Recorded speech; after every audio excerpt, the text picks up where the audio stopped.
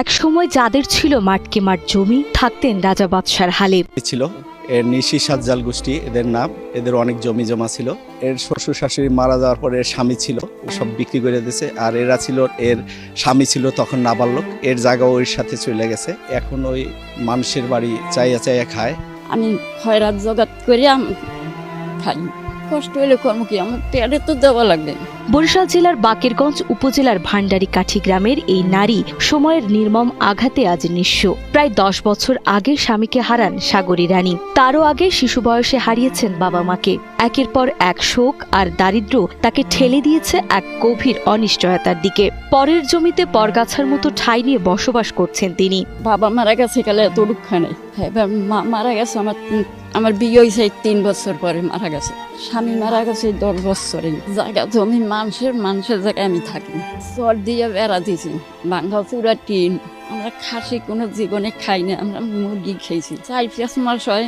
সামনে গেছে, অনেকদিন হয়েছে মারা গেছে। এরপর তো বাচ্চা কাচ্চা ছোট নিয়ে ওই অবস্থায় খায় আর কি, কিছু নাই তো এই জন্য। বয়সের ভারে নুয়ে পড়া শরীর, তীব্র ব্যথা আর তার উপর কয়েকদিন আগে সড়ক দুর্ঘটনায় আহত হয়ে কষ্ট যেন আরো বেড়েছে। চিকিৎসার সামর্থ্য নেই, আবার কাজ করার শক্তিও হারিয়েছেন তিনি। ভিক্ষা আর মানুষের সহানুভূতি এখন তার একমাত্র বেঁচে থাকার ভরসা।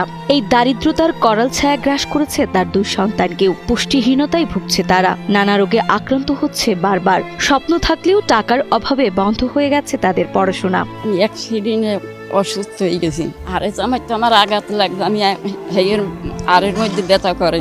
টাকা পয়সা আমাকে কেউই দেয় না, আমরা নিজেরা কামাই করি দেখাই। টাকা তো চালাই পারি না, কি দিয়ে লেখাপড়া করুন।